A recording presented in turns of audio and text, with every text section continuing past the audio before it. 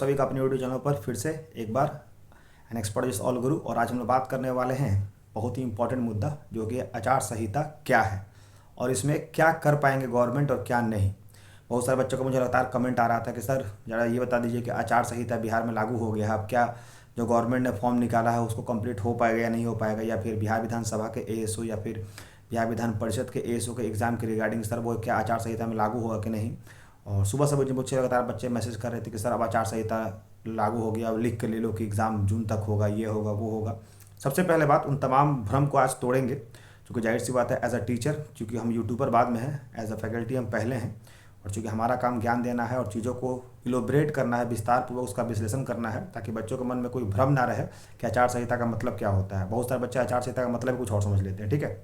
तो ये वीडियो थोड़ा सा 15-20 मिनट का होगा, जिसमें तमाम मुद्दों बात करेंगे कि आखिर से आचार संहिता में गवर्नमेंट को क्या करना होता है और क्या नहीं करना होता संवैधानिक तरीके से, ठीक है। और वीडियो शुरू करने से पहले जो नए बच्चे चैनल को देख रहे हैं उनको बताना चाहता हूँ कि इस चैनल पर आपको बिहार के सभी एग्जाम के बारे में लेटेस्ट नोटिफिकेशन बताया जाता है, और जो बच्चों के मन में मिथ होता है, जो कन्फ्यूजन होता है, उसको भी दूर किया जाता है। साथ ही साथ केवल नोटिफिकेशन नहीं, नोटिफिकेशन से लेकर के उसके ए टू लेकर जेड तक, यानी नोटिफिकेशन से लेकर उसका एग्जाम एनालिसिस किया जाता है, और उसके फिर रिजल्ट का भी एक्सपेक्टेड डेट बताया जाता है, और रिजल्ट हो जाता है तो फिर उसके ज्वाइनिंग का ही वीडियो बनाया जाता है। सो वैसे बच्चे किसी भी एग्जाम की तैयारी कर रहे हैं वो हमारे चैनल को सब्सक्राइब करके बेल आइकन हिट कर ले। साथ ही साथ यहाँ पर तो कोई नोटिफिकेशन बताया जाता है, लेकिन उस एग्ज़ाम का फ्री ऑफ कॉस्ट जो है वो तैयारी करवाया जाता है हमारे नए यूट्यूब चैनल, जो कि आपको दिख रहा होगा स्क्रीन पर, @एग्जाम बाग। जी हाँ दोस्तों, आप चूँकि नया चैनल आप ही लोग के लिए खोला गया है, महाशिवरात्रि के दिन से मैंने शुरुआत किया था उन बच्चों के लिए जो बच्चे आर्थिक रूप से काफ़ी कमज़ोर हैं, जो बच्चे पेड बैच अफोर्ड नहीं कर सकते हैं, या फिर जो बच्चे कोचिंग क्लास नहीं जा सकते, उनके पास उतने पैसे नहीं हैं, केवल वो बच्चे मोबाइल से ही पढ़ सकते हैं। तो उन बच्चों के लिए पूरे बिहार में एक फ्री रामबाण चैनल आ चुका है, जिससे कि आपको एकदम सफलता मिलेगी। इसमें उसी लेवल का कंटेंट है जो कि हम क्लास में पढ़ाते हैं, ठीक है। और बाकी जो बच्चे ऑफलाइन पढ़ना हमसे चाहते हैं वो हमसे कांटेक्ट कर सकते हैं पर्सनली, मैं उनको बता दूंगा कि ऑफलाइन में कहाँ पढ़ाता हूँ, और शुरुआत से लेकर लास्ट तक उन बैच में। चूँकि जाहिर सी बात है कि इस बार बिहार विधानसभा और बिहार विधान परिषद में एसओ का बम्पर वैकेंसी तो नहीं कह सकते, लेकिन हाँ वैकेंसी तगड़ी आई है। साथ ही साथ अगर आप ऑफलाइन बैच में भी हमसे पढ़िएगा तो उस बैच में आपको ये हो जाएगा कि बिहार विधानसभा और बिहार विधान परिषद के साथ साथ बिहार सचिवालय में भी सहायक की यानी एएसओ की वैकेंसी आने वाली है। तो एक बार में आपका 3 चीज़ का तैयारी हो जाएगा, और साथ ही साथ बिहार दरोगा भी आपका हो जाएगा। इसलिए वैसे बच्चे जो हमसे ऑफलाइन पढ़ना चाहते हैं वो भी इस वीडियो को देखने के बाद हमसे कमेंट कीजिएगा, मैं आपको पर्सनली मैसेज कर दूंगा कि मैं कहाँ पढ़ाता हूँ, और आप लोग का अगर पढ़ना होगा तो स्पेशली आप लोग के लिए एएसओ का बैच बना दूंगा बहुत ही कम कॉस्ट में, ठीक है। क्योंकि जाहिर सी बात है मेरा इंटेंशन होता है बच्चों को कम से कम पैसे में पढ़ाना, और मैं आप लोग के लिए ऑफलाइन बैच बना दूंगा जिसमें केवल एएसओ की पढ़ाई करवाई जाएगी, ठीक है। चलिए, तो वीडियो शुरू करने से पहले ये तो सारी बातें हो गई, अब बात करते हैं आचार संहिता क्या होती है। देखिए, आचार संहिता बेसिकली कोड ऑफ कंडक्ट होती है, जो बेसिकली चुनाव आयोग के द्वारा लगाई जाती है। जब भी चुनाव आयोग जो होती है, आचार संहिता 2 तरह की होती है, एक होती है बिहार विधानसभा में और एक होती है लोकसभा चुनाव में। तो बिहार विधान चुनाव तो हमारे अगला साल है, वो भी उस समय भी आचार संहिता लागू होगा, लेकिन ये आचार संहिता पूरे देश में लागू होगा। जी हाँ दोस्तों, आचार संहिता 2 तरह की होती है। एक आचार संहिता वो होती है जो हमारे राज्य में लागू होती है, जब हमारे राज्य सरकार का चुनाव होता है, जिसे हम लोग विधानसभा का चुनाव कहते हैं, जिसमें हमारे मुख्यमंत्री को चुना जाता है। और एक आचार संहिता होती है जो पूरे देश में लागू होती है, जो कि मुख्य रूप से हमारे प्रधानमंत्री के चुनाव को, जिसे हम लोकसभा चुनाव कहते हैं, वो होती है। तो इस बार 2024 में कौन सा आचार संहिता लागू होने वाला है पता चल ही गया होगा, तो वह है लोकसभा चुनाव होने के लिए ये पूरे देश में लागू होगा। अब इसमें बहुत सारे बच्चों का मैसेज है कि सर इसमें ये एग्ज़ाम नहीं होगा, वो नहीं हो पाएगा। तो हमारा यही थंबनेल है कि क्या कर पाएंगे। आचार संहिता का मतलब ये होता है कि इसके बाद से कोई भी राजनीतिक पार्टी अपने पार्टी को प्रमोट नहीं कर सकती है, ना ही अपना बैनर लगा सकती है, ना ही अपने योजनाओं को लोगों तक बता सकती है। लेकिन अगर किसी पार्टी ने अपने, मान के चलो कि जैसे बिहार में अभी 2 पोस्ट का वैकेंसी निकाला गया है, बिहार विधानसभा एएसओ और बिहार विधान परिषद एएसओ। साथ ही साथ बिहार विधान परिषद में ऑफिस अटेंडेंट का भी निकाला गया है 3 दिन पहले, जिसका नोटिफिकेशन मैंने आप लोग को सबसे पहले अपडेट दिया था, जिसका फॉर्म 18 तारीख से भरा जाना है और 2 अप्रैल तक भरा जाएगा। जिसमें इस बार पहली बार बिहार विधान परिषद ने एक्सपेरिमेंट किया है कि वो ऑफिस अटेंडेंट के जितने भी पद हैं, जिसमें सफाई कर्मी है, रात्रि दरबान है, उसके बाद आप कह सकते हैं माली है, तो उसमें मुख्य रूप से एग्ज़ाम लिया जाएगा। यानी इस बार पहली बार ऑफिस अटेंडेंट के लिए एग्ज़ाम कंडक्ट करवाया जाएगा, और काफ़ी अच्छा है, चूँकि लगातार बच्चे ट्वीट कर रहे थे गवर्नमेंट को, ये बोल रहे थे कि जो आप लोग इंटरव्यू करवाते उसमें धांधली होता है। तो गवर्नमेंट ने कहा कि ठीक है, इसको दूर करने के लिए हम लोग क्या करेंगे कि भाई एग्ज़ाम कंडक्ट करवाएंगे 40-30-30, जिसमें 40 नंबर आपका जीएस होगा, 30 नंबर आपका साइंस और मैथ होगा और 30 नंबर रीजनिंग होगा। और सेम सिलेबस जो है वो हमारे लिए रखा गया है एसओ के लिए भी, लेकिन बस फर्क ये है कि वो 100 नंबर, वो 100% और ये 100% में लेवल ऑफ क्वेश्चन का यानी स्टैंडर्ड ऑफ क्वेश्चन जो होगा वो आपको अलग अलग देखने को मिलेंगे। ऑफिस स्टैंडर्ड में आपको क्लास 10th लेवल के जीएस देखने को मिलेंगे, जिसका मैं सीरीज आपको यही @एग्जाम बाग पर चलवा रहा हूँ। इसका 5वां सीरीज हो चुका है। आज चूँकि संडे था, काफ़ी मैं ज़्यादा अपना पर्सनल वर्क में व्यस्त था, इसलिए आज वीडियो लेकर नहीं आ पाया, लेकिन कल से वीडियो आएगा। और इसी पर एग्जाम बाग पर भी एएसओ का भी 100% चलाऊंगा कल से। अब क्या कर पाएंगे क्या नहीं ये समझते हैं। क्या कर पाएंगे का मतलब होता है कि अगर किसी भी राज्य सरकार ने कोई भी वैकेंसी निकाली है तो उस वैकेंसी में एग्ज़ाम वो कंडक्ट करवा सकती है। क्यों? क्योंकि वैकेंसी आचार संहिता लगने के पहले हुआ है। वैकेंसी जो है निकाली गई है वो आचार संहिता लगने से पहले। ये उन बच्चों के लिए नॉलेज है जो बच्चे मुझे लगातार मॉर्निंग से मैसेज कर रहे थे कि सर अब एग्ज़ाम नहीं कंडक्ट होगा, नहीं कंडक्ट होगा। आचार संहिता लगने के बाद कोई भी नई वैकेंसी की घोषणा नहीं होगी, परंतु उसके पहले अगर कोई वैकेंसी की घोषणा हो चुकी है तो उसके आप एग्ज़ाम का डेट निकाला जा सकता है। ऐसा बहुत सारे राज्यों में होता है कि राज्य सरकारें जो होती हैं वो चुनाव के पहले कोई एग्ज़ाम का नोटिफिकेशन निकालती है और आचार संहिता में, चूँकि ये आचार संहिता लंबा चलने वाला है, पूरा आपका अप्रैल चलेगा, पूरा मई चलेगा और 4 जून तक। अब मान के चलो कि अगर हम 2.5 महीने के सिलसिला लेके चलते हैं अगर अभी से, तो पूरा हमारा मार्च में 13 दिन है और उधर हमारा 2 महीना अप्रैल मई और जून, तो 2.5-3 महीना जो है वो बच्चों के भविष्य के साथ कोई गवर्नमेंट नहीं खेल सकती है। इसलिए क्या होता है कि जो आपका एएसओ का जो वैकेंसी निकली है इसका एग्ज़ाम डेट कन्फर्म आएगा और आपके चुनाव से पहले ही होगा। क्योंकि बिहार में जो 7 चरण में चुनाव है तो उन चुनाव के डेट पर आपका एग्ज़ाम नहीं होगा, याद रखिएगा। यानी जिन तारीख को चुनाव है उन तारीख को आपका एग्ज़ाम का डेट नहीं आएगा, लेकिन उसके पहले आ सकता है, उसके बाद आ सकता है। क्लियर है? यानी एग्ज़ाम होना तय है, सरकार के पास ये अधिकार होती है कि वो एग्ज़ाम करवा सके। ठीक है? या तो जिस दिन इलेक्शन होगा उसके 2 दिन पहले या 2 दिन बाद एग्ज़ाम वो कंडक्ट करवा सकती है। ठीक। अब एग्ज़ाम कंडक्ट करवाने में क्या सरकार को चुनाव आयोग से पूछना होगा?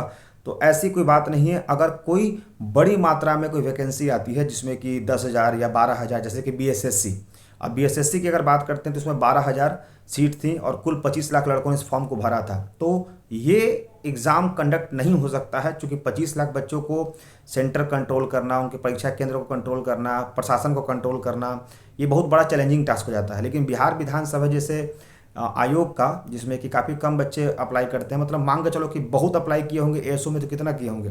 लास्ट तक मैंने अपडेट लिया था तो इसमें 40,000 बच्चों ने फॉर्म को भरा था एएसओ का।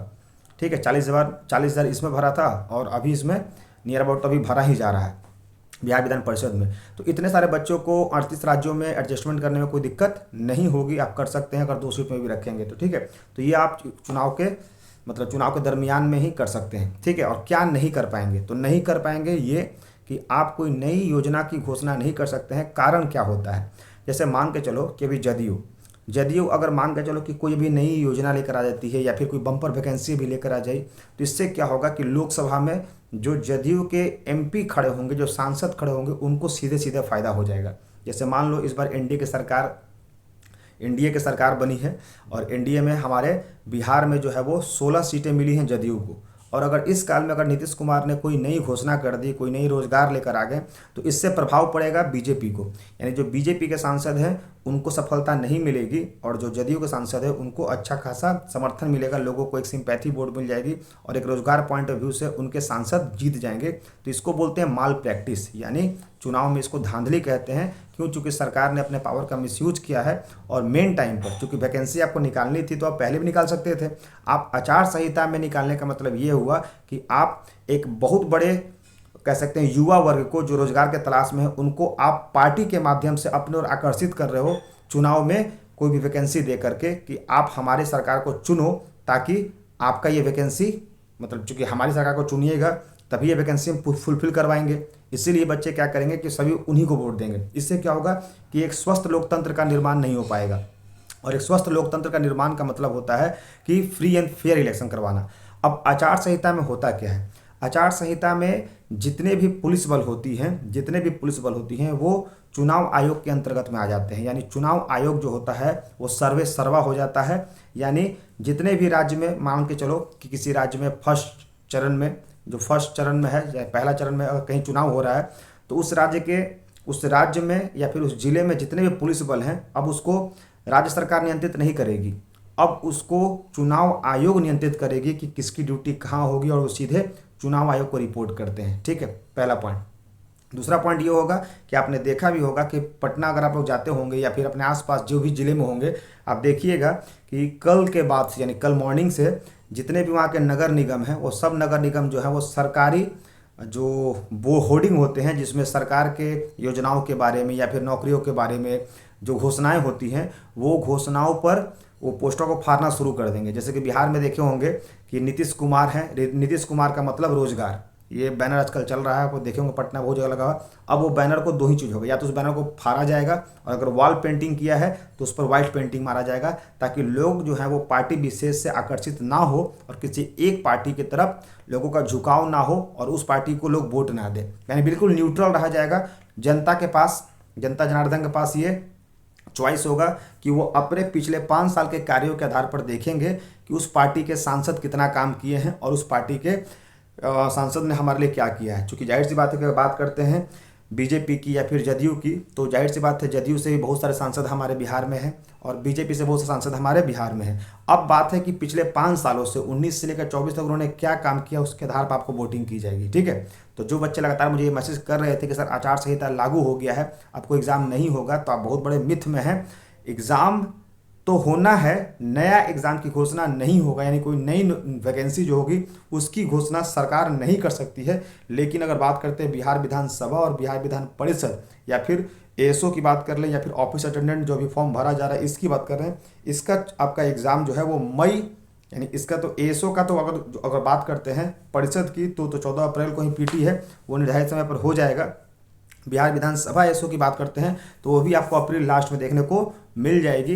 इसके लिए आप पैनिक मत होइए, बस आपके अंदर जज्बा होना चाहिए, कमिटमेंट होना चाहिए कि लगातार क्लास करते रहिए, हमारा मॉक टेस्ट जो है वो लगातार देखते रहिए, एमसीक्यू सीरीज जो मैं लेकर आऊँगा एट द रेट एग्जाम बाग पर। और जो बच्चे चाहते हैं हमसे कि ऑफलाइन क्लास करें वो कमेंट बॉक्स में बता दीजिएगा, उनके लिए स्पेशल बैच बना दूंगा 1.5 से 2 महीने के लिए। क्योंकि जाहिर सी बात है इसमें आपको तमाम वही कंटेंट मिलेंगे जो कि आपको एएसओ के एग्जाम में देखने को मिलेंगे, 40 नंबर, 30 नंबर और 30 नंबर। ठीक है दोस्तों, तो आई होप आपको इस वीडियो से सारा कॉन्सेप्ट क्लियर हो गया होगा कि आचार संहिता क्या है, इसमें क्या कर पाएंगे और क्या नहीं कर पाएंगे, और आपको किस तरह से लोगों को समझाना होगा और भ्रमित नहीं होना पड़ेगा। देखो, एक अनपढ़ व्यक्ति भ्रमित होता है तो समझ में आता है चलो उसको शिक्षा नहीं है, लेकिन जब एक शिक्षित इंसान भ्रमित होता है तो कहीं ना कहीं जानकर दुख होता है कि वो कहीं ना कहीं आने वाले समय में कर्मचारी बनने वाला है, सरकार का एक हिस्सा बनेगा, लोगों को सेवा करेगा और खुद से इस चीज़ के बारे में पता नहीं है, तो कहीं ना कहीं दुख होता है। लेकिन खैर हमारा काम यह है आप लोगों को सही ज्ञान देना,